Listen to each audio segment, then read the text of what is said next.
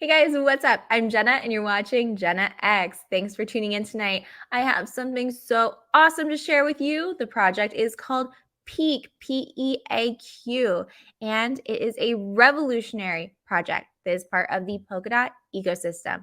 But before we get into that, I want to remind you, I am not a financial advisor. I do not give financial advice. Please always do your own research. This is my own, and I want to share it with you. This project I'm really excited about. I'm a fan of the PolkaDot ecosystem, and I'm just beginning to learn more and more about it and different projects that are, being built on it. And I came across a project called PEAQ, P-E-A-Q, and it's known as the economy of things, right? So one of PEAQ's goals is to remove the middleman or centralized entities from popular apps, ones that should be peer-to-peer. Think Uber. If you could eliminate the company Uber and use a peer-to-peer decentralized network, the users and drivers would both benefit because they wouldn't have the tremendous fees that are taken by Uber. That's just like one of the many examples, and we're going to get into all that. This project is in very, very early stages, and no, there's not a token out right now. However, if you believe in this project, you can participate in the Crowdloan, which is going on now. We'll get into that later. So let's go ahead and jump in. There is a ton to cover. All right, let's start with the vision deck. This gives the most simplified version of the PEAQ utility, and if you're anything like me, simple is definitely a good thing. So let's go ahead and check this out. I love it. These guys are funny. Heads up, the following deck contains truths some audiences may find uncomfortable. The word machines is used to mean any connected vehicle, robot, or device. Nope, not talking about sewing machines. This is a high-level vision deck. Before tweeting marketing BS, please check out our doc section here. All right, let's skip that. 3 facts. 1. Thousands of AI-powered machines are created daily. These machines are becoming more intelligent every day, and these machines are probably going to take your job. Don't worry, it gets worse. These machines are controlled by a handful of corporations. So, as these machines take our jobs, the value they create will be concentrated into the hands of the 1%. What about everyone else? Glad you asked. Historians, humanitarians, professors, your Uncle John, politicians, and sci-fi novelists alike warn that we're headed towards societal collapse. Some argue that dystopia is already upon us. So we're urging you to sell all your belongings while you still can and join us in creating a crypto utopia on some Pacific island somewhere. Just kidding. Lights, please. Thank you. There's a better way. What if the more jobs machines take, the more money everyone makes? Wait, say that again.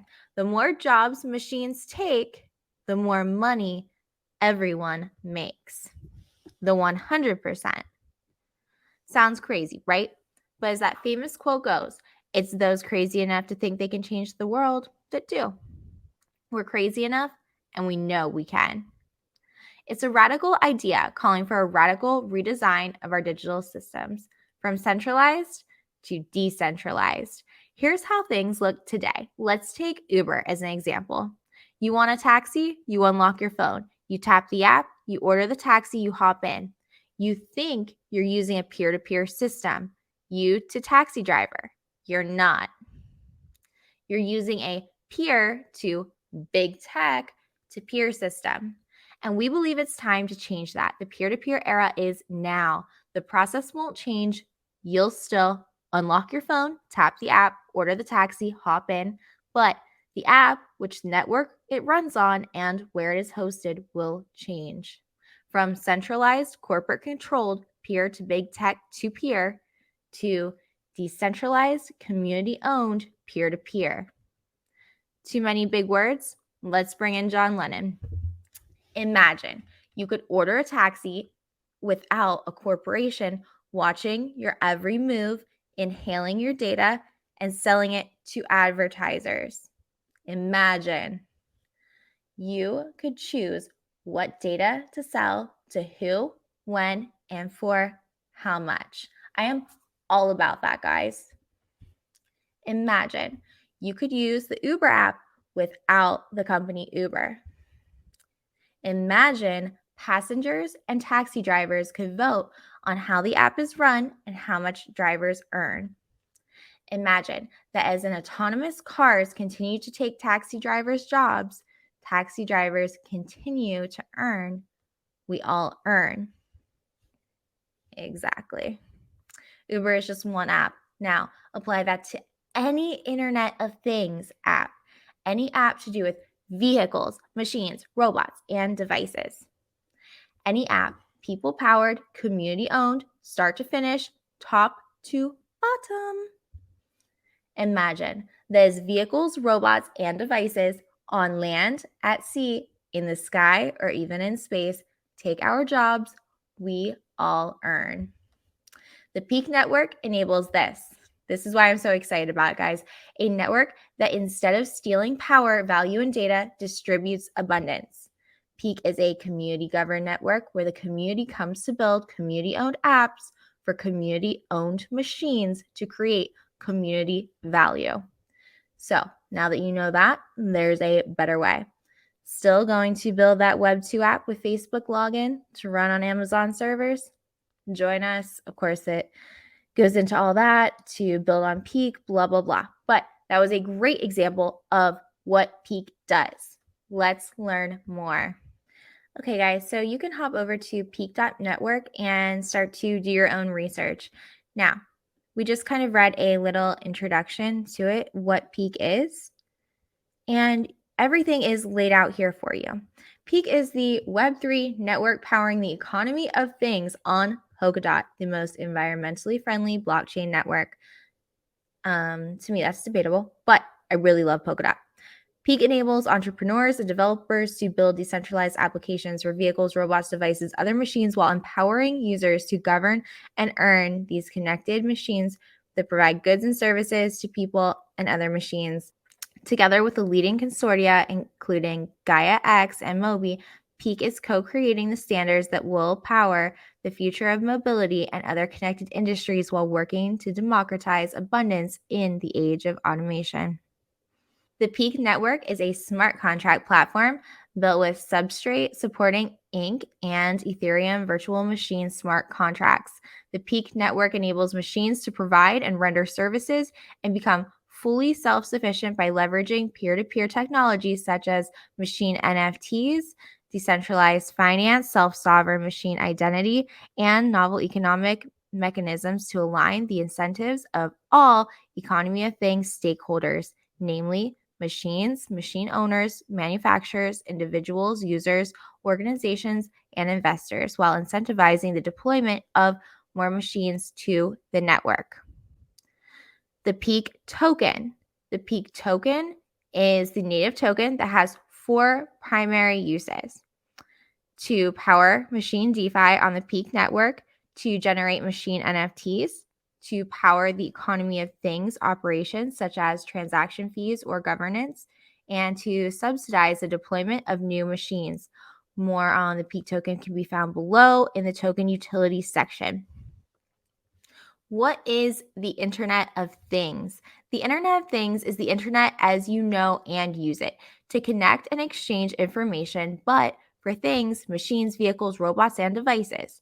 We'll refer to things collectively as machines. So that way you know, going through here, the number of connected machines is forecast to almost triple from roughly 9 billion in 2020 to over 25 billion in 2030. What's currently wrong with the Internet of Things? Machines currently run on Web 2 platforms created, governed, and powered by large corporations. These machines, the services they provide, and the value they generate exist in walled gardens, only accessible via the same siloed corporate controlled platform. So that's exactly what we're trying to get away from. This means that for any machine to provide any goods or services, they must rely on corporate intermediaries, and this extra step has negative consequences for privacy, security, efficiency, availability, functionality, and costs. So, what is the economy of things? If the Internet of Things represents things becoming aware and connected, then the economy of things represents things becoming independent and self-sufficient. In the economy of things, connected machines make the jump from tools that economic agents, people, use to being economic agents themselves, able to interact and transact with each other and with people. Vehicle, machines, robots, and devices are becoming increasingly able to autonomously provide services and monetize, invest, and trade the value they create. This represents a liquefaction of the value of the Internet of Things. Untapped value is being tapped, and novel solutions to new existing problems are being created. The network enables this value to be traded, leveraged instantly, and directly across decentralized applications, platforms, and markets. And there's more information if you want to click that and you're on their website where you can learn more about the economy of things. So let's talk about why the economy of things must be built on Web3. It's 2030, and the Web 2 Internet of Things has become ubiquitous. There are sensors in absolutely everything, everywhere, relaying information to tech giants around the globe. You take a shared car to go to the hairdresser. The car is electric, but more importantly, connected. You unlock it, hop in, drive to the hairdresser, and leave it in park mode before driving home. Pretty average task, right? Information on which car you used, which route you took, how you drove, i.e., how fast or slow you went, whether you stopped at the red light, or even if you took your hands off the steering wheel while driving, was recorded and transmitted to multiple tech companies in real time. All the while, your smartwatch has been tracking the most intimate information imaginable about what's going on inside you. Your heart rate, breath rate, blood oxygen levels, blood sugar levels, temperature, and the list goes on. That's so scary, right? The same holds true for your home, where you've got a smart fridge, smart speakers, thermostat, lights, and so on. And it's the same story for every other connected device, machine, vehicle, or robot you interact with. And one day it will be true for brain implants as well. Let's put it this way. Would you tell a stranger your medical history? Would you tell them when your next period is due or when was the last time you had sex? Would you tell them how much money you owe the bank or everything you've ever ordered online?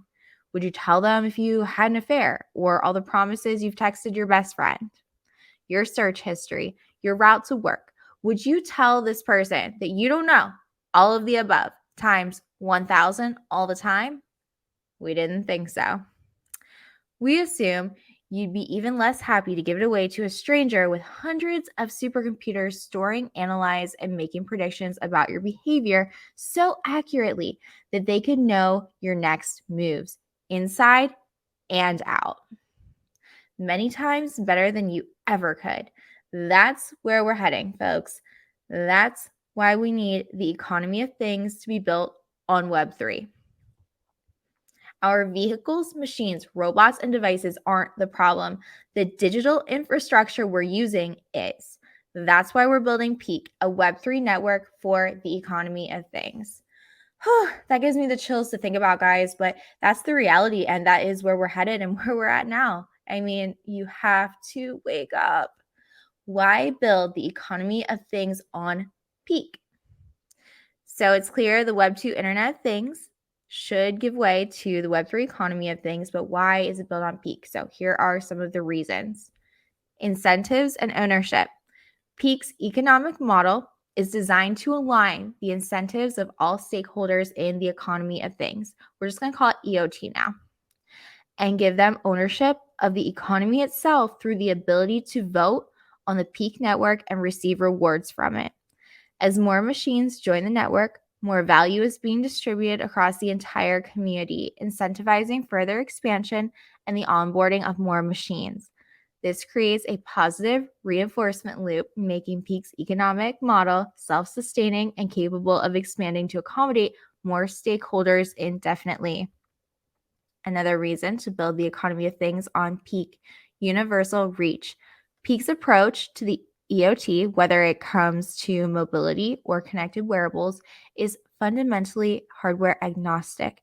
PEAQ runs as a digital backbone that's easy for any connected machine to integrate with.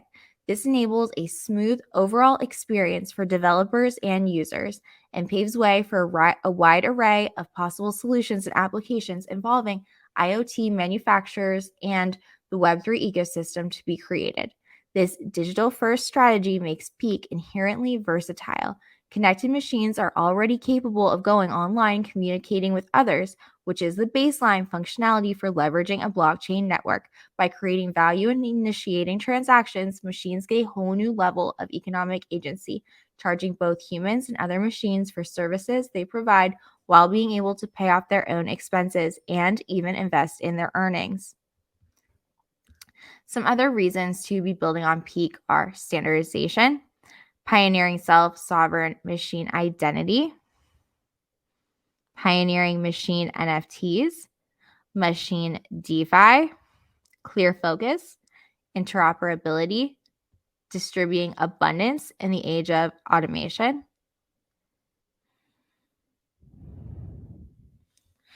If you are interested in learning more, I definitely urge you to go to PEAQ.network or docs.peak.network because you can find out all of the information that you need there. GitHub is here, website, Discord, Twitter, Telegram, all of the links to everything that you need. I'm going to provide them below, but I do want to hit on a couple more things before I let you go because there is literally just so much to dissect and so much information to digest. It is a lot.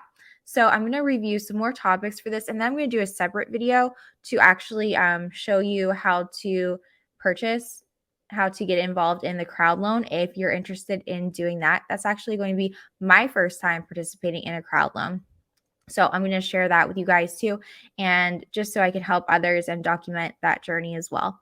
Let's go ahead and talk about the economics right now. Today's machine economy consists of many silos: the machines, their liquidity, and the data they generate, all of which sit behind closed, centrally organized gardens. We've talked about that. It's incredible, all of the information they can store and how they can know literally everything about us. In many cases, the results are zero-sum games, which might create some short-term winners, but in the long run, many more losers. PEAQ aims to change exactly that and create a win-win scenario for all stakeholders, with its network economics providing a machine-centric and holistic economic model in order to have all relevant stakeholders incentivized to build on, use, and engage in the PEAQ ecosystem. And just a note here, the concepts mentioned in this section are in the evaluation and testing phase, which might lead to future optimizations and changes. PEAQ's approach. To achieve the goal of a win-win scenario for all stakeholders, various aspects of the architecture of the network mechanism are required. The basis for this is provided by the architecture of PolkaDot itself, which allows layer 1s existing as parachains on PolkaDot to place less emphasis on the security and incentivization of the security of their own network, and to enable new possibilities for incentivization within the network. Enabled, for example, through custom palettes. With custom palettes, you are able to start building an application-specific staking palette. As an example, that uses the types exposed in existing collective and balances palettes, but includes custom runtime logic required by your application and its staking rules. PEAQ aims to make use of these two described points to achieve the overall development and implementation objective. This will be accomplished by establishing a fee that is low enough to be attractive to machines and their applications, and at the same time, high enough to incentivize all reward participants, in order to set the right incentives and conditions for their sub-participants as well. To get a better overview of the incentive mechanisms, let's first summarize the stakeholders and their roles in the PEAQ ecosystem that participate at the PEAQ network macro level. These are the following: builders of decentralized applications built on the PEAQ network; collators, node hosts of the PEAQ parachain if PEAQ secures a parachain slot; machines represented by self-sovereign machine identities, SSMIs, on the PEAQ network; New unregistered machines that are intended to be connected by their stakeholders to the network via SSMI after receiving financial resources via crowdfunding campaigns or other methods. Liquidity providers, token holders. Users that are providing their PEAQ tokens for liquidity purposes, such as providing liquidity to a liquidity mining pool. Treasury, pool of funds collected through network mechanics. The funds held in the Treasury can be spent by making a spending proposal that can be approved by the Council. In the PEAQ network, a certain amount of all Treasury tokens is kept for future parachain auctions in order to maintain the slot. After the implementation, the following stakeholders should be aligned in the following manner. DApp rewards to incentivize building in the PEAQ ecosystem. Collator rewards. Collators receive recurring rewards for operating nodes, which are required to run the network processing its data and transactions. Machine rewards. Machines operating in the PEAQ ecosystem receive constant recurring revenue from the network so that it can make a step towards becoming more self-sufficient and pay for transaction fees when performing transactions. Machine subsidizations. New machines or machine pools that have been voted on and added to the PEAQ ecosystem get subsidized. Machine NFT rewards. PEAQ is working on the introduction of different types of machine NFTs. Machine NFT stakers get the ability to vote on dApps and machines. dApps that get voted on and achieve a certain traction receive recurring revenue streams from the ecosystem. Machine types that get votes receive subsidization from the PEAQ network. As a reward for voting, machine NFT stakers receive recurring rewards from the PEAQ's ecosystem. As a reward for voting, machine NFT stakers receive recurring rewards from PEAQ's economic mechanism and receive additional rewards such as potential native token of the dApp. These types of machines, NFTs, will include LP NFTs to additionally reward liquidity providers for providing liquidity. Treasury burn. The funds that are received by the Treasury are split into three pools. Funds financing the further development and the maintenance of the network, funds that are reserved for future parachain auctions, and tokens allocated for burning. All right, let's go through tokens and token utility. Tokens. As a decentralized smart contract platform, PEAQ requires a utility token to function. So we are going to go scroll through this. Tokens and token utility. We did mention briefly earlier what the purpose of the PEAQ token is, and we'll actually go down. There are a couple others here. Crest token in the deployment of PEAQ on Kusama called Crest. The token will be called Crest, and the token symbol will be hashtag Crest.